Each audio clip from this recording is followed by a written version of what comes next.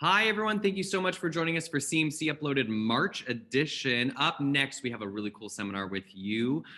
We have Dan joining us from Retail Smart Guys. How are you doing today, Dan? Can you hear us? Are you getting connected over there? I see your great headshot. Mute. Oh, yep, we got you. Oh, wait, nope, back off. Let's get that switch back on over there. Let's see there. One moment. We want to hear you. You got all these words of wisdom for us. There we go. I think I should be okay now, right? Yeah, you're in, Dan. How's it going? It's good. Look, it was almost like when I called my grandfather on the Zoom thing. I love that. It looks a little bit like this. Grandpa, back away from the screen. Exactly. I love that. I love that. Well, Dan, we're excited to learn from you again today. And attendees and buyers, as you are following along, I hope you have a pen and pencil ready and some paper to write down these notes because Dan's going to have lots of knowledge for you guys. If you have any questions as you're following along, please use the Q&A button down at the bottom of your Zoom screen. Get those questions in. Dan will get them answered at the end of the show here. But on that note, I'm going to stop talking and let you take it over, Dan. Thank you, sir. Okay. Well, let me just preface this by saying this, you look at where we're at right now and there's some exciting things that are happening, right? President Biden said we'll have as many vaccines as we want by the end of May. And I do see that a lot of our retail clients are actually doing better. They're actually picking up some good business and it's actually getting a little bit better out there. And one of the interesting, crazy, outcomes of the pandemic has been that, for years, as someone whose main role in life is to plan people's sales and plan their inventory and get people to turn their inventory faster, right? One of the interesting things about it is that because of the fact that vendors had a rough time shipping for a little while there, people actually did discover, you know what, I actually can sell goods faster. So and turn goods faster, which is kind of exciting. So I'm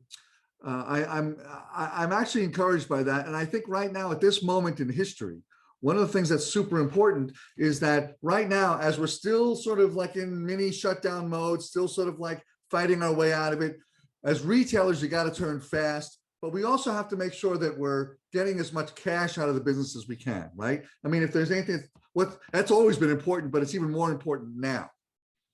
And then at the same time, we have to plan our lives because as things get better, and they will get better, the ramp up to, what we think we can sell and how we can sell is going to be super important too, right? I mean, that's kind of everything. And that's sort of the juggling match. And it's funny, today, before today's webinar, I probably had, 7 or 8 meetings with different retailers. And as we go through their buying and what they're going to do, it's this interesting balance of, gee, do we need those goods? But, oh, what are they making them even? And are we going to get them on time? It's a weird thing. So cash flow is everything right now. So this webinar is all about cash flow. So with that, I'm just going to show my screen. And we'll show that. And I'm going to start the slideshow. Sure I am. Hang on one second. From the beginning. Okay. I'm hoping you guys can all see this. You guys are at California Market will let me know if I'm doing anything wrong, okay? But I think we can see this, right? Okay. So first about me, I should introduce myself properly. So my name is Dan Jablons. My company is called Retail Smart Guys.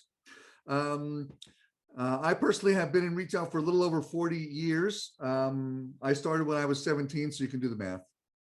There you go. But and that's just because my dad got tired of seeing me sitting on the couch during breaks from college. So he was a rep actually and got me a job in a department store. That's how that happened. We specialize in cash flow, merchandise planning, open to buy, some marketing things too. I mean, there's a lot of things we do that have to do with, and it's all working with independent retailers like most of you that are on the call here.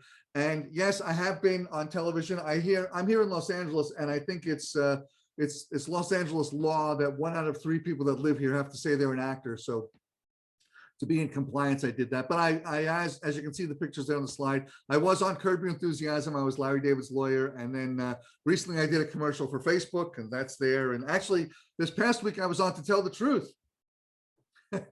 And there's a story there. But really, most of my time is spent in the world of inventory planning, working with independent retailers. We work with retailers in 16 countries today. So I've seen all aspects of this pandemic, that's for sure, but seeing all aspects of retail and how people are doing what and that sort of thing. So the basis of today's webinar is actually based on an old book called Acres of Diamonds by a guy named Russell Conwell. And he says that when you want to look for the diamonds, you have to dig in your own backyard. And let me kind of bring that into the world of retail. For the years that I've been involved in retail, and I would say to people, where's your growth going to come from? Well, it's going to come from, I'm going to open a new location, or I'm going to hire an amazing salesperson, or I got to get this other line. That's where it's all going. That's why I'm going to grow the business. Notice that all of those, though, are external to your business, right? What this guy in this book, Acres of Diamonds, suggests is that you can look internally in your business and find things. And that's what we're going to do today. All of the things I'm going to show you are actually internal to your business. All right. So here we go. What I'm going to show you, by the way, is this is not theory. These are actual examples from actual stores that we worked with. And these are their numbers and their results. As much as I want to tell you that I'm the hero of the story, I'm not. I just kind of suggested, I kind of pointed them in a direction and they did it, so I'm very proud of the stores that did it. So there's a couple of guidelines that I want to throw in here before we even get started. You got to be willing to do a bunch of things. First, you got to be willing to look at some key metrics, right? If you don't measure, you can't improve. So we got to make sure we're measuring things to see how they improve. It just shouldn't just be this, well, it feels better, right? You got to be willing to change, right? There's that old sayings, if you do what you've always done, you get what you always got or less, right? So you got to be willing to change how you think of things. And certainly in this last year, we've all had to change a lot, haven't we? So that should not be a big issue anymore. And we got to be willing to act, right? Just to look at all this stuff and then decide not to do anything is probably a mistake. We want to make sure that we're constantly and consistently changing what we're doing. And that's what our customers want. They want change all the time, right? They want the newest, the latest, the greatest, all that kind of fun stuff. Okay. So this first one I'm going to talk about is a little bit financial. And if those of you on the phone are buyers are thinking, oh, that's good. What I want to talk about now is accounting, but it's not really that. But I just want to kind of get this one concept across, which is that we have fixed expenses and variable expenses, right? Fixed expenses are typically things that don't change. They're the same number every single month. And variable expenses change based on how our sales volume runs. Okay. So the first one I want to look at, the first tweak, because there's going to be 3 of them. Okay. And the first one, okay, is selling cost. Selling cost. Okay. So how do you calculate it? You take what we're paying any of our people, okay, and we divide it by the revenue they generate, okay. So on this slide, employee A in the month of January we paid them $1,700 and they sold $12,500 of merchandise. So it's the 1,700 divided by 12,500. So my selling cost for that employee is 13.6%. All right, so that's the math on that. You take what you pay them, you divide it by what they did in terms of sales. Now, you want to do it by employee. You don't want to do a big grouping thing. And you want to make sure you understand what those employees are selling and what you're paying them individually. If you're not doing it that way, reach out to your Uncle Dan here and he can help you figure that out, because I think that's an important stat to keep in track of, okay? And depending on what your point of sale system is, we can help you figure that out. But the main thing is that you want to track employees, both what we're paying them and what they're producing, okay? So in this case, it's 13.6%. Not a great number, by the way. Nationally, it's 9%. It gets higher in some cities like San Francisco, New York, and LA, and stuff like that. Lower in the Midwest, that kind of thing. So it's really going to depend it's going to depend on each individual state, but it will vary. Okay, but the first step is to measure. Okay, so here's an actual store, here's an actual store with actual numbers. So their total expenses were 42% of their sales. 23% of that are fixed expenses, don't change any single month. 19% of that were variable, but 12% was their selling payroll, 12%. So we went, okay, what if I could just lower that by 2%, just 2%, not looking to reinvent the wheel, not looking to hire all new staff, not looking to cut everybody's salary. I'm just trying to get that to be 2%. Watch what happens in terms of the numbers. So they did about $750,000, right? 756.16, you can see that. Their fixed expenses were 172. Variable expenses were 142. So their profit before cost of goods was 435. Okay. So then we said, okay, so then we worked with them to lower their selling expense by 2%. Better commission plans that made a little bit more sense, that weren't just crazy commission plans, and better scheduling, better planning of it, that kind of stuff. So what happens is the revenue doesn't change, right? 750,616 didn't change the revenue, didn't change the fixed expenses. All that changed was the variable expenses went from 142 to 127, which means their profit went from 435 up to 450, and they got $15,000 of additional cash just by lowering their selling expense by 2%. Now look, let me just talk about this for a minute. Sometimes you see numbers like this and it's that elusive profit and loss statement money, right? When your accountant calls you up and says, hey, you had a great year, you had $80,000 in profit, and now you owe like all this money in taxes, and you go, where is it? Because that money's not in my bank account. Typically, it's all over your selling floor, honestly. But all that to say, this $15,000 is $15,000 you didn't lay out in payroll, and as such, it's in your bank account. Okay, $15,000 just by actually measuring this. That's one of the diamonds in your backyard. That makes sense? Everybody with me on that? I realize I'm zooming around here, but you know, I at least want you to understand that piece of it. Okay. And again, if it's unclear, I'm going to put my contact information at the end of this thing. I really do invite you to reach out to me for free. Free. If you know, if this doesn't make sense, I'm happy to do the numbers and do them a little slower. I have to do it quickly because we're on webinar time, but I'll do it with you directly if you'd like. Okay. Now, one of my stores did even more than that. Okay. They actually took the store manager and said, I'll tell you what, I'm going to give you a bonus if we can increase the revenue by 5%. Okay, so watch these numbers now. So the first two columns you've already seen, right?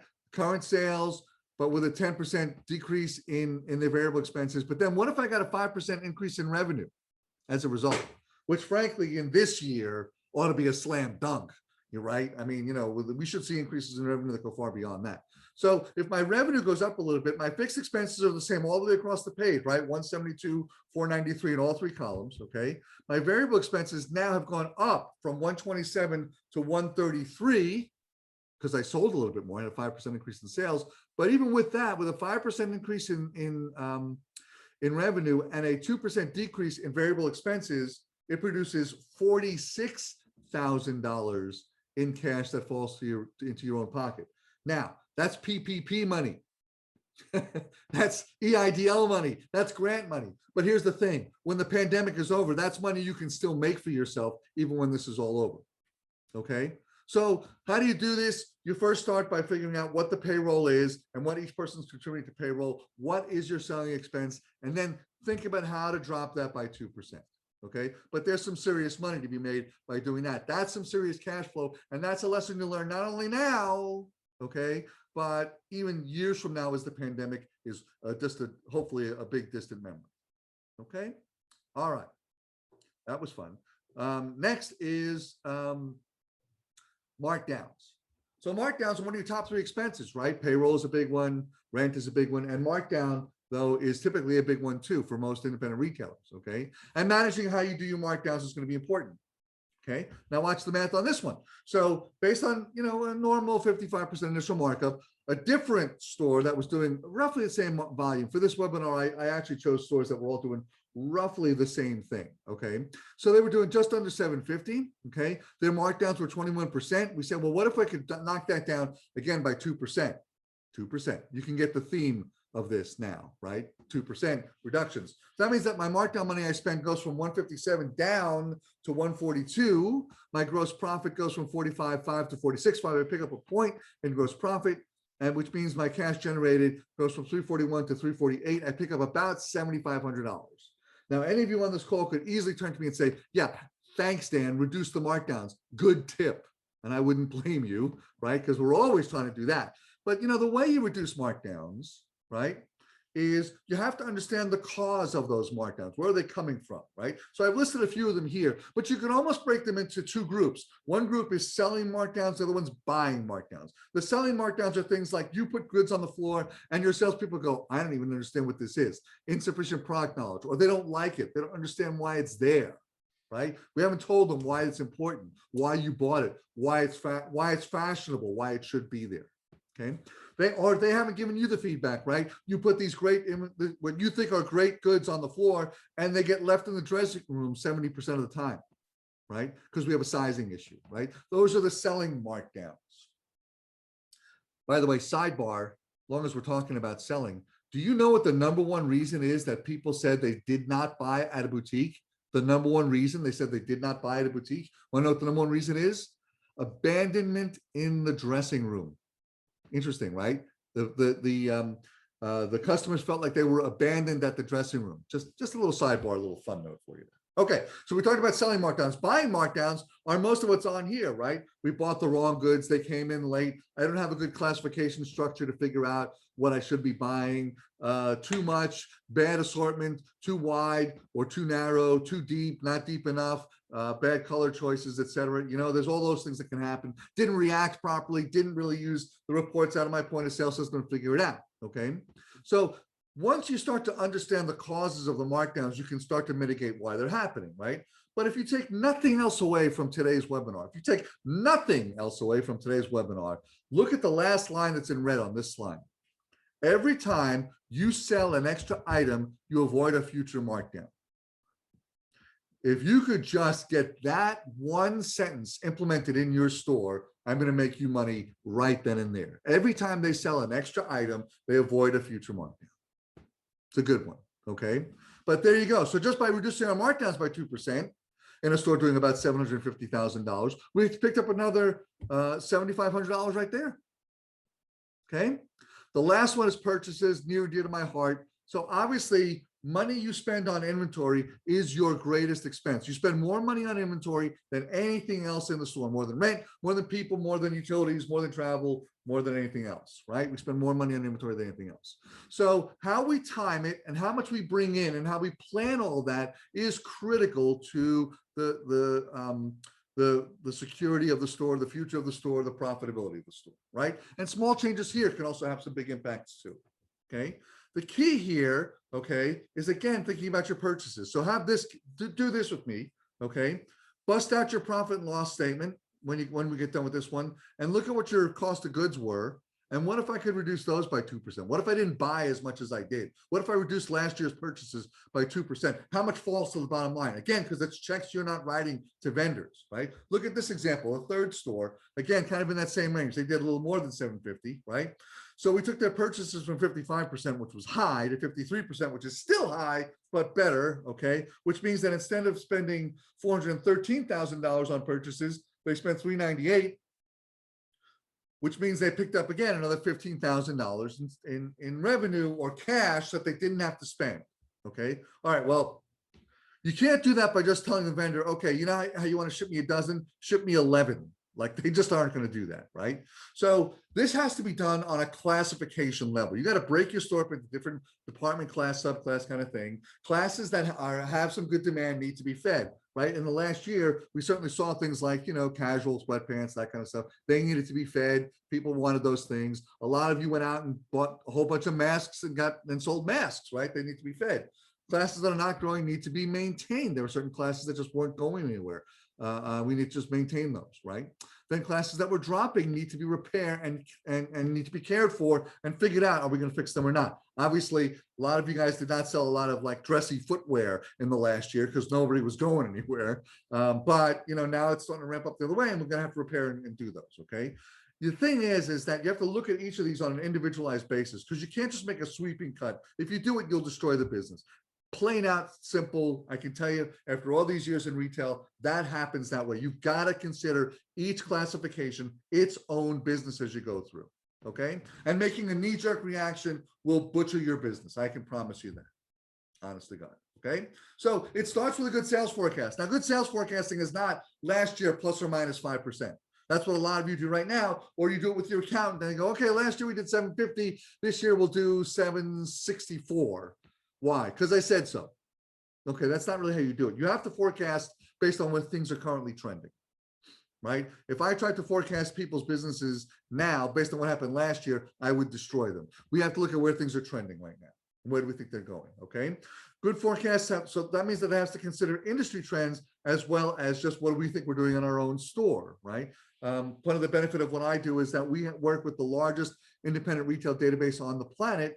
As a result, we're affiliates of a group called Management One, and right before the pandemic, Management One bought another company called RMSA. And as such, we have the largest independent retail database on the planet right now. Very proud of that. And that, in concert with all the artificial intelligence stuff we're doing, has enabled us to get really good at forecasting. But forecasting, if it's done right, needs to be done by month, by location, by category. And the other thing that's kind of important is, and this is the one that most people don't do, is I may set those forecasts, but then I go back and go, was I right?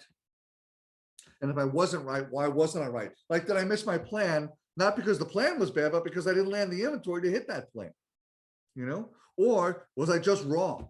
I forecasted this particular thing was going to be great, and it wasn't, you know? So you've got to look at those forecasts by each of those elements, by class, by location, for those of you that have multiple doors, and by month, and you've got to look at it to make sure that you're right, okay? After you've done your forecasting plan, you've got to do your inventory plan. So now hear me now about this one, kind of important, okay? We look very closely at something called the stock to sales ratio, and we use it for one very, very important thing, okay? The most important thing in planning inventory is planning where you're going to end the season. Too many people go to the marketplace and buy based on what I think I can sell. And yeah, you want to do that, but you also have to have an eye towards, where do I want to end the season? What should spring look like when I'm done with spring? What is that inventory going to be like? And then did I cash out and get all my money ready to buy for the next season, right? So planning your ending inventory is how you turn faster. And look, I'm not the first to say this. Turning faster at retail is key to everything, right? It's where the money comes in. If you can turn faster, you're going to make more money, right? If I have a store and you have a store, right, and you're turning 4 times a year and I'm turning 3 times a year, I have more of my money in inventory, not in my pocket, and you're more nimble and you can buy faster, you can take care of trends faster, you can do things faster, you can be more nimble, okay? Similarly, by the way, just like I said with the selling forecasts, you have to look at whether or not you're hitting these forecasts or not. I plan to have X thousand dollars of inventory on the floor starting March 1. Did that happen? Did I get it there, right? Am I flowing in new merchandise every single month so that there's a reason for my customers to come back every single month? Whether, by the way, that's true, whether it's coming to your website or coming to your store or some combination thereof, right? We have to do both. So we have to keep track of both of those things, okay? But this is sort of the key to everything, I think. Honestly, in terms of the world of planning, if I can get you to turn faster, if I can get you to turn, you know, whatever your turns are, if you turn a whole turn faster, that's money that stays in your pocket. That's a big deal here, okay? You know, a few more things I want to throw into this one because of the years I spent both in terms of planning and also in the point of sale world. You know, you guys all mostly have point of sale systems, right? And when I worked in the world of point of sale, I used to do these report seminars, you know. It was a lot like this, it was a lot like this thing, me ranting at people. But anyway, you know, I would talk about stuff we should run and things we should do. And I would talk to people about what kind of reports they run. And most people go, well, I run that report that helps me close out the drawer at the end of the day. I do that one. And what else do? I do like to run my bestsellers. I like to see what that looks like. You know, I go, well, do you ever run an inventory report? No, I don't run those. Why don't you run that? Well, because it'd be wrong. Okay, so elves do not sneak into your store in the middle of the night and change the quantities in your point of sale system, right? If your inventory is wrong, you either received it wrong, sold it wrong, transferred it wrong, or did your physical inventory wrong. It can only really be that, right? So really get it. I would encourage you to run more than just selling reports. You want to run on-hand reports. You want to run receiving reports. You want to run on order reports so you know what money you're spending. You know, really dig into your point of sale and figure that out. And if you're not sure what reports to run, reach out to your Uncle Dan. What I'm here for. We can talk about a strategy for you for reporting. I always tell people when they talk about reporting, they need to know there's 3 questions you have to ask yourself. What do I want to know? How often do I want to know it? Weekly, monthly, before I go to the marketplace, that kind of thing. And what am I going to do with it once I have that information, right? So think about that. The next tip I have for you is to look at something called cash margin. So let me walk you through the math on some cash margin stuff here for a minute, okay? Let's pretend you visit with a vendor and you basically buy $2,000 worth of merchandise, okay? $2,000. And you plan to put that out for $5,000, right? Buying it for 2, going to sell it for 5, okay? So my profit there would be $3,000, okay? Makes sense so far, everybody with me, right? And that $3,000 wasn't like, get rich quick money. That pays for the rent, the people, traveling to shows, etc. Right? Technology, all of that kind of. Okay, so we were hoping to get $5,000. We didn't. We only got $3,500. Why? Well, we didn't sell it all. We sold it at more markdowns than we thought. We took one home. My employee spilled coffee on one. Whatever the reasons are, we didn't achieve the full $5,000 that we were hoping to get for them, right? So my cash margin is the $3,500 minus the $2,000 or $1,500, not the $3,000 I was hoping to get. Okay, I hope that makes sense. Again, I'm happy to do the math with you guys again if that wasn't clear. But the idea of that is simply this, okay? When you start thinking about cash margin, that's when you get more cash flow out of the business also, because you can, any point of sale system will tell you, I bought something for $100, I sold it for $200, my gross margin was 50%. That's great. But what if you sold one, but you bought 30? From a cash perspective, you'd be upside down, wouldn't you? Right? So looking at your cash margin is one of the best ways to evaluate your vendors. Okay. And so that cash margin should lead you to a vendor scorecard. Okay. If you have a vendor scorecard, great. If you don't have one, reach out to me. I'll give you one. But you want to use that to evaluate how you're performing at the vendor, and not just to beat up the vendor, by the way. The purpose of the vendor scorecard is also to make sure that you and the vendor are looking at what's working and not working from their line in your business so that you know how to maximize what they're doing. Okay. A vendor doesn't perform well in your stores. Maybe it has to do with how you bought it, right? Because someone must be selling that stuff. Maybe it's not your customer, maybe it is, and maybe it's because of how we bought it, and maybe the vendor can now start to think about how to service your store better, okay? Here's another tip I love to do. Whenever people hire us, the first thing we look at is how much old inventory do they have laying around. Many of you, because of the pandemic, have a chunk of old inventory laying around. Old inventory is tying up your cash unnecessarily, and we like to say that your customer votes with their wallet. So if they didn't vote for that stuff, you land goods, you think it's great, then they come and they didn't really buy it. I don't know why, just didn't like it. Okay, now we got to do something about that. We need to get our cash out of those goods. Okay, all of us in the world of inventory control all have our own cute little sayings, right? Here's mine. Inventory is neither wine nor cheese, and it doesn't get better with age.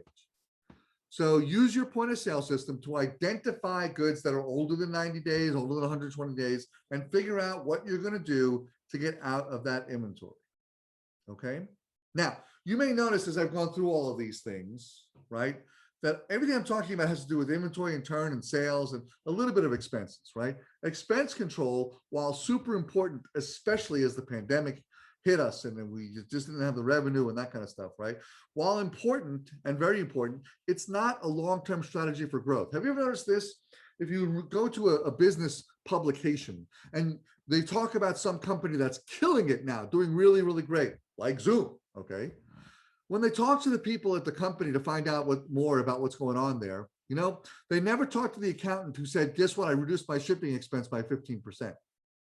Okay, they talk about the product that they're doing. They're talking about how they're selling it, how they're distributing it, what people think about it, that sort of thing. What they don't do is they don't talk about expense control in those things. They may talk a little bit about it, but they're certainly going to talk about the product and why it's selling well. For you guys as retailers, knowing your product well, knowing how to sell it, and knowing how to turn it faster, knowing how to reduce your markdowns, knowing how to motivate your salespeople to sell it is how you generate cash flow.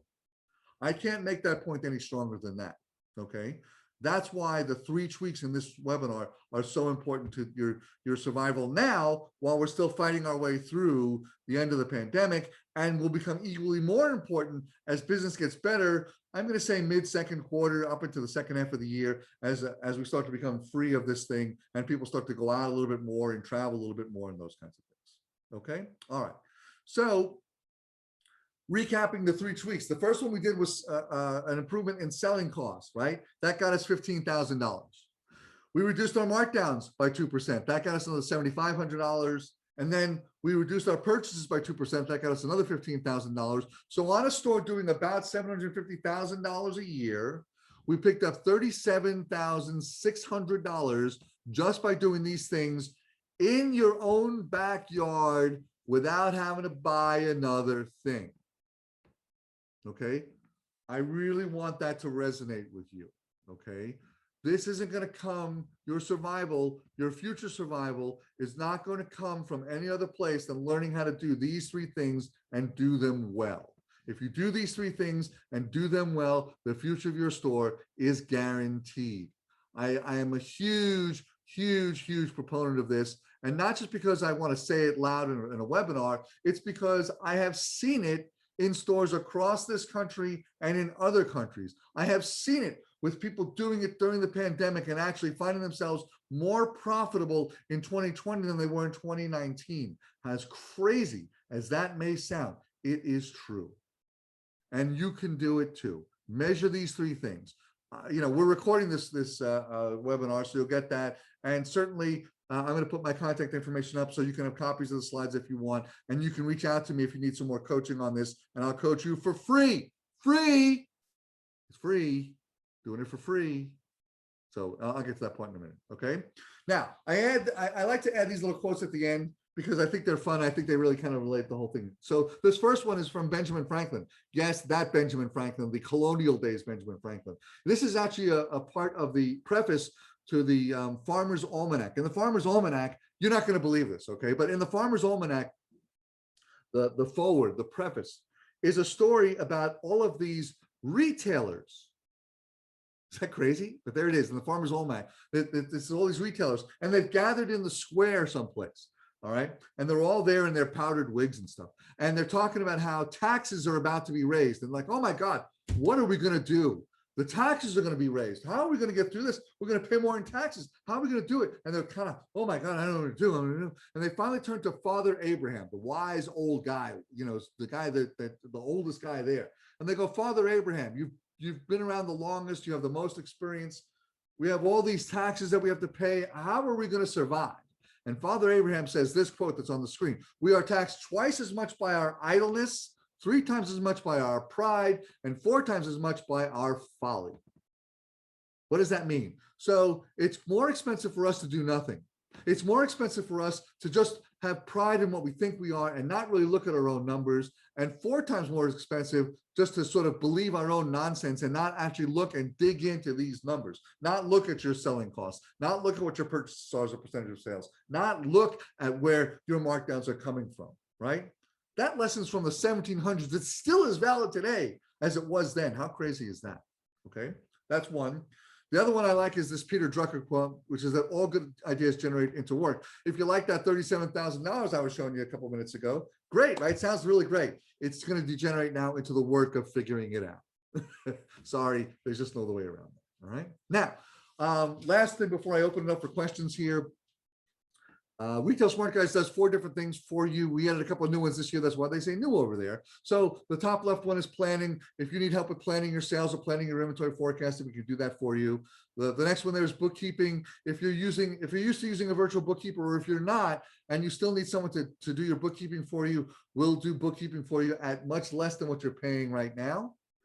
Same with purchase order entry. The thing I hear from buyers all the time, by the way, is, oh, I have all these orders to enter, I can't get them in. And even when I work with people on planning, I go, so my first question is, have you caught up on all your purchase orders? Are they all in the system?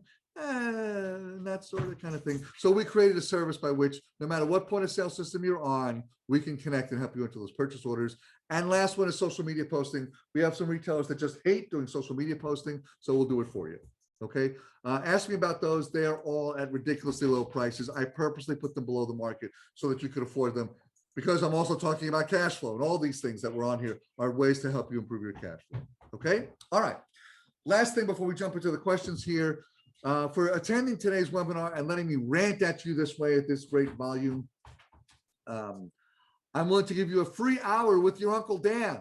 Okay, so spend a free hour with me and I'll go through your business with you, help you figure out what departments you're underperforming in. Where can we squeeze a little more cash flow out of your business? What reports do we need to run out of your point of sale system? How can we structure things a little bit better? Are your expenses in line? Okay, and if you liked everything I talked about here, how are you going to actually make it happen within your own stores? Okay, so there's me. Okay, that's my name, that's my website, that's my cell phone number. Okay, so you can call me on my cell, and that's my email address. I'm begging you to reach out to me. Okay, please, if this is all confusing or weird, or you don't understand where it's coming from or how to do it, then really I want you guys to reach out to me, ask me questions. I'm happy to work with you as much as I possibly can. Okay. But spend an hour with me so we can figure out how to do this well for you. Okay. So with that, I'm going to open it up to some questions. So please yell them out and we'll answer them as best we can. Okay.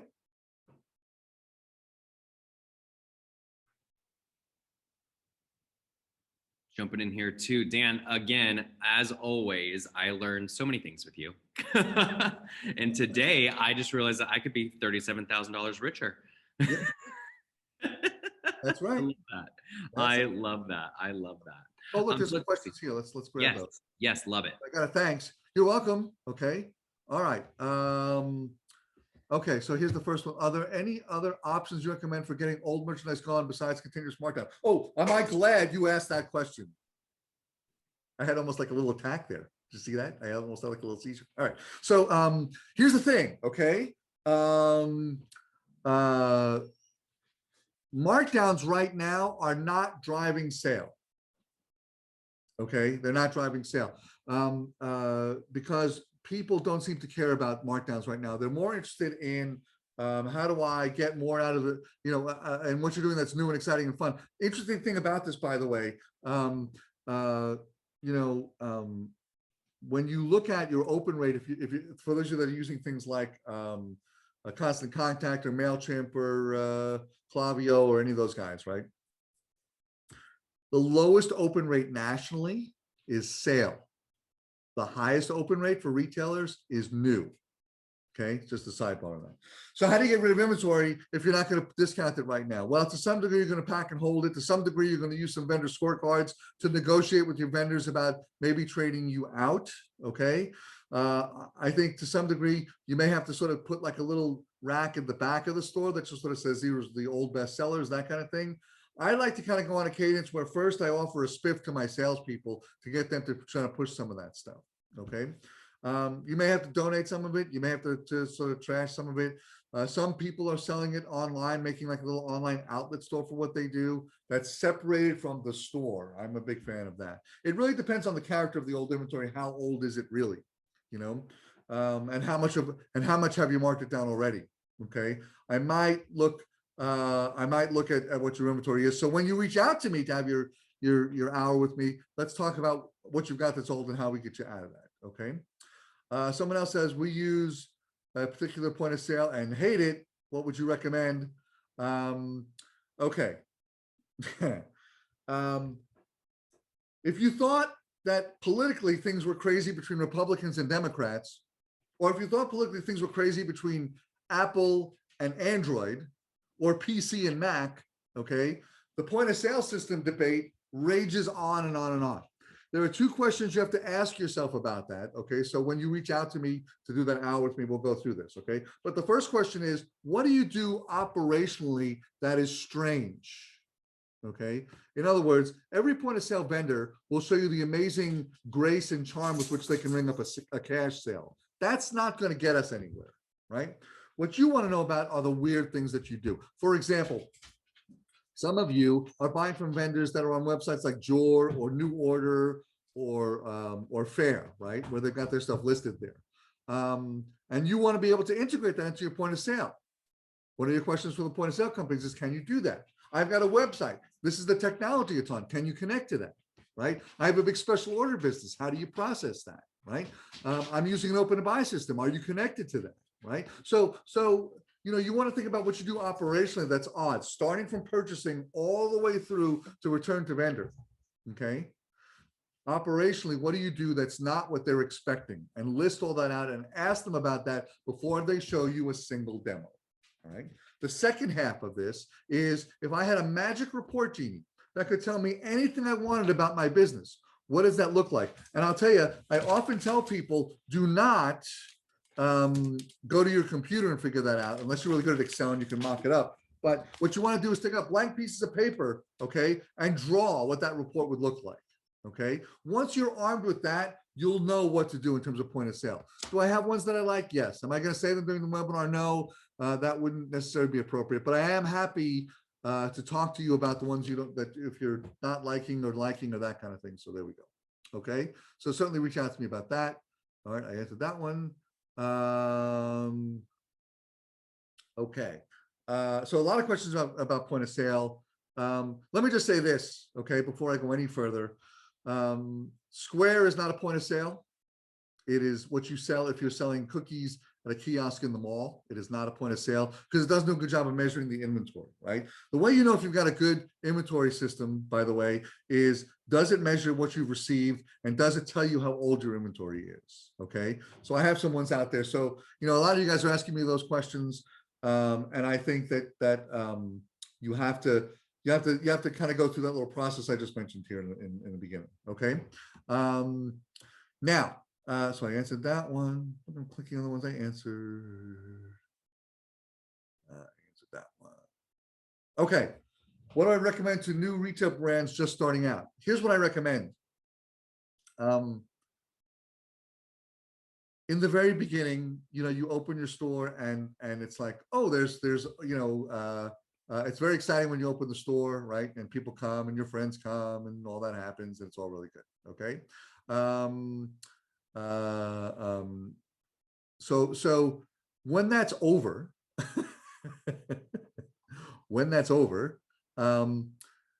now it's kind of like, well, what do I do now? Okay.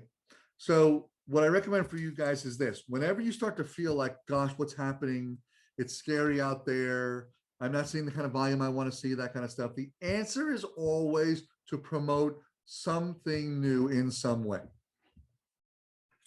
By that, I mean, okay, I think it's really important that you're, look, we all talk about social media blasting and stuff like that. All that stuff's super important. Yes, it is. Yes, absolutely. It's very true. Okay.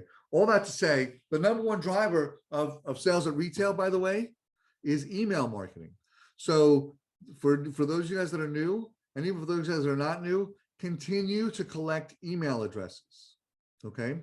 So here, I'm just going to throw this out there. One of you guys, just throw this in the chat window. Somebody tell me how many emails you get a day. Okay. And by the way, I'm not just talking about emails from your friends. I'm talking about all of them, even the junk ones. How many emails do you think you get a day?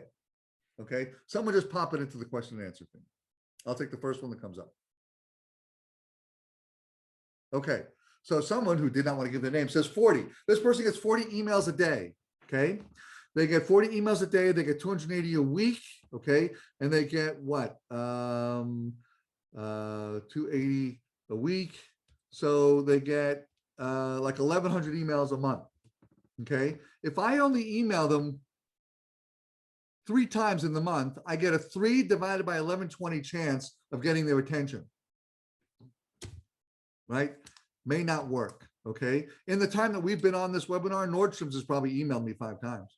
Okay. As long as your unsubscribe rate doesn't go below 2%, you're fine. So one of the earliest things is collect up as much email as you can. Okay. Talk to as many people as you can. Continue to get the word out as much as you can. Find other businesses to do co-sponsored events with. I have one story I like to tell. We had a men's store right next to a Chinese food restaurant. And the men's store did an email blast to all their customers. It said, for being such a great customer, come and get a free appetizer at the Chinese food restaurant. Chinese food restaurant returned in kind. They said, hey, if you come into our restaurant, for being such a good customer, here's a 10% off at the men's store that's right next door. Okay. They kind of leveraged each other's stuff, which is really, really good. Okay. Right now, the other thing I would tell you is this. I had to do a webinar years ago about millennials, and I, look, I'm as guilty about the millennial. First of all, we talk about millennials as if they beamed here from another planet, right? Oh, the millennials are here, here's the joke of that. Okay. I have a millennial. My son's a millennial. I cause the problem as much as anybody else. I text him more than I talk to him. I know the rules. But the NRF did a survey a couple of years ago about those guys, but the people in that age range. And here's what they found out: that millennials will buy from a store that they believe in more than they'll buy from a store that is close to them, okay, or a store that has a better price. In other words, they'll go to a store that's further away from them and more expensive if they believe in the store. If you want to talk about the future of your business, there it is right there. How do you get millennials to believe in your store? You have to just show a little bit of conscientiousness about the planet, okay? It doesn't mean you have to build a gigantic Save the Oceans Foundation. Okay. But you basically have to show that you are doing something to be stable in this economy, in this eco-structure, right? And one of the great ways to do it, by the way, is just reach out to your vendors and say, what are you doing to be ecologically responsible, right? Oh, well, we only use repurposed yarn in what we do. Okay, you get to say in all your social media, I support vendor X because they support repurposed yarn. Okay, it's as simple as that. So I think email collection, I think promoting a lot, especially in the beginning. I think leveraging what your vendors do is important. I think cross promoting with other stores and other types of businesses near you is important. And I think just getting the word out any way and every way you can. And certainly once you get them across that threshold, okay, super important is you have to give them the greatest retail experience they've ever had. Really show them the love in terms of customer service, really show them the love in terms of what it's like to experience being in your store, that kind of thing. Okay. All right. Cool. All right. I answered all those. Any others? I'm here to answer any question. By the way, if you have, I can do anything except for state capitals. I'm not good at that. All right. Here's another one. Sandra recently told me highest priced items sell the best as pandemic has furthered the economic divide. Do you find this to be true in stores you work with? Well, let me say this. The short answer is yes. I am not a fan of economically, I think that when you get into price wars, everybody loses. Okay. Customers are willing to pay more for merchandise. I do think there is that divide that's there. I'll tell you one crazy story. So I have a store in Tennessee, and literally in the middle of the pandemic, I look at their sales this month and they're through the roof. And I'm like, what happened here? We sold a bunch of kayaks. They were an outdoor store. Kayaks? In the middle of a pandemic, you sold kayaks. So yeah, I got that stimulus money. We sold a whole bunch of kayaks to people who wanted them. Kayaks. How crazy is that, right? So I do think that, going up in price point is probably the way to go. Okay. I'm always a big fan of that. And, certainly you're going to look at how you protect your margins and all of that. But that is true to be with the stores that I work with, and I think, by the way, one more in the same regard, alternate selling is going to continue. Buy online, pick up curbside, buy online, pick up at the store, delivery, that kind of stuff. There's a service out there called Comment Sold. And a lot of you are using it. If you're not, I would suggest you look into it, especially if your e-commerce is in development. Okay. I love to tell this story. We have a store in North Dakota. Let me say it again. North Dakota. Okay. Not in some kind of big metro area. I want you to keep that in mind. North Dakota. They're a cooking store.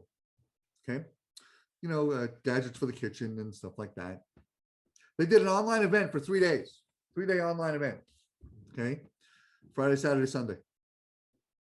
In the 3 days, they invited chefs. They demonstrated how to use some of the stuff, that kind of thing. And they sold product. Okay. Across the 3 days, ready for this? They did $110,000. They're in North Dakota. They're not in some kind of urban environment, right? That crazy or what? Customers were charged to go. That wasn't part of the 110, by the way. They just paid an entry fee to come. They paid, I don't even know, it was something like $50 to be part of the webinar. Okay. And by survey afterwards, okay, a third of them said, I would have paid more for this. Right? Is your head blown? I know mine was, my head was blown by that. So being clever and being creative. The thing about independent retail, I've worked with all kinds of retail. I've worked with, the monsters, the Walmarts, the Kmarts, the Sears of the world, those guys. I've worked with the department stores, and I've worked with independent retail. The advantage that we have in independent retail above anything else, okay, is that you guys can be creative faster than everybody else, okay? To do a comment sold event for a gigantic store would be near impossible. You can do it though. So there you go. Okay. All right. Any other questions? Type away, make them happen. All right. Well, you guys have my contact information here. Please, please, please do reach out to me. That's what I'm here. I'm here to help you with. And again, my thanks, Matthew, to you and everybody over at CMC. And I am really hoping that the next time I can actually see you in person and do this. Yes, yes, absolutely, Uncle Dan. I mean, Right? Would we're that be looking great? forward to that as well. That would be a wonderful, wonderful way to turn 2021 around. Absolutely. That's for sure. So Yes, no, and thank you so much for all this knowledge. It is priceless. It is wonderful. Retailers, please reach out to Uncle Dan here with Retail Smart Guys. You get an hour for free just to pick his brain, ask him all the questions you want, how to better your business, how to sell more, how to get rid of those skirts that are hanging in your back room there, what to do. He's got the answers for you. So, again, Dan, thank you for taking time to teach us again today. oh, And well, thank you for having me. I really of course, of course. And retailers, thank you. I know is the end of your day today, so thank you for sticking around, asking some questions, hanging out. We're going to put up his contact information. I'm sure you already see it on the screen right here again, but if for some reason you missed it, grab a pen, write it down, send him a text on his cell phone right here. And again, thank you everyone for joining us, and we look forward to seeing you guys again in the future really soon. Take care, everyone. thanks again. See you all soon. Bye. Bye, everybody.